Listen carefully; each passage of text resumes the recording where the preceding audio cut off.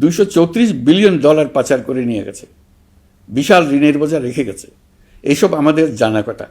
আমরা যারা এই অর্থনীতি আবার চালু করার দায়িত্ব পেয়েছিলাম, তারা দিশা খুঁজে পাচ্ছিলাম না। এখন যাবার সময় স্বস্তি পাচ্ছি যে আমরা অবস্থার মোকাবেলা করতে পেরেছি এবং নতুন অর্থনীতির বুনিয়াদ রচনা করে রেখে যেতে পারছি। এখন আর পাওনাদাররা আমাদের তাড়া করতে আসবে না। আন্তর্জাতিক লেনদেনে আমরা চোখে অন্ধকার দেখব না। আমাদের রিজার্ভের পরিমাণ এখন $34 বিলিয়ন।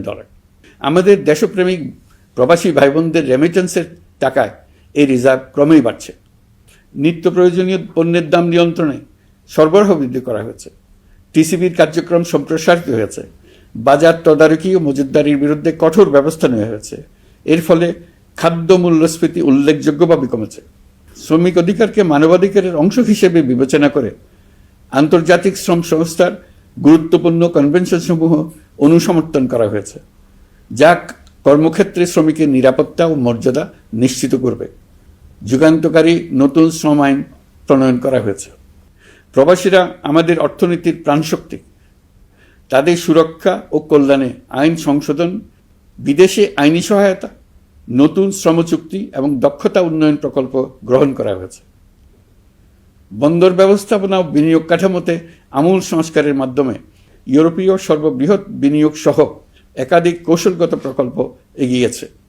ব্লু ইকোনমির সম্ভাবনা কাজে লাগাতে গভীর সমুদ্র বন্দর, মৎস্য ও আধুনিক টাউনশিপ উন্নয়নে নতুন কর্তৃপক্ষ গঠন করা হয়েছে। প্রিয় দেশবাসী, পররাষ্ট্রনীতিতে বাংলাদেশের সার্বভৌমত্ব, জাতীয় স্বার্থ ও দেশের মর্যাদা, এই তিনটি মূল ভিত্তি আমরা দৃঢ়ভাবে পুনরুদ্ধার করতে সক্ষম হয়েছি। নতজানু পররাষ্ট্রনীতি কিংবা অপর দেশের নির্দেশনা ও পরামর্শ নির্ভর বাংলাদেশ এখন আর নয়।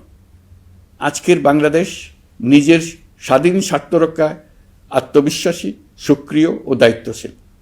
বিশ্বের সকল দেশের সঙ্গে পারস্পরিক সম্মান ও স্বার্থের ভিত্তিতে সম্পর্ক গড়ে তুলতে আমরা প্রতিশ্রুতিবদ্ধ। একই সঙ্গে ভারসাম্য বজায় রেখে ভবিষ্যতের জন্য প্রয়োজনীয় কৌশলগত সিদ্ধান্ত নিতে সক্ষম এমন একটি রাষ্ট্র হিসেবে বাংলাদেশ আজ নিজেকে প্রতিষ্ঠিত করেছে। রোহিঙ্গা সংকট আমাদের জাতীয় নিরাপত্তা, আঞ্চলিক স্থিতিশীলতা ও অর্থনীতির উপর একটা গুরুতর দীর্ঘস্থায়ী চাপ সৃষ্টি করে রেখেছে। দুঃখজনকভাবে দীর্ঘ সময় ধরে এই সংকট নিরসনে কোনো কার্যকর সমন্বিত আন্তর্জাতিক উদ্যোগ দৃশ্যমান ছিল না।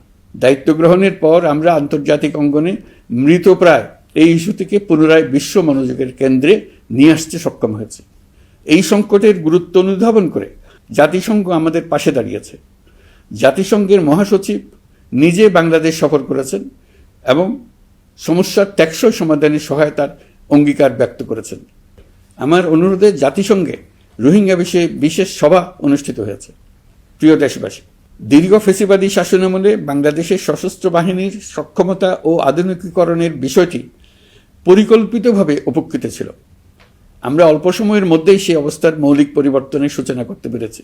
দায়িত্ব গ্রহণের পর থেকেই বর্তমান সরকার সশস্ত্র বাহিনীর সক্ষমতা বৃদ্ধি, আধুনিকায়ন এবং যে কোনো ধরনের আগ্রাসন কার্যকরভাবে মোকাবেলার জন্য সশস্ত্র বাহিনীকে উপযোগী করে গড়ে তোলাকে অগ্রাধিকার দিয়েছে।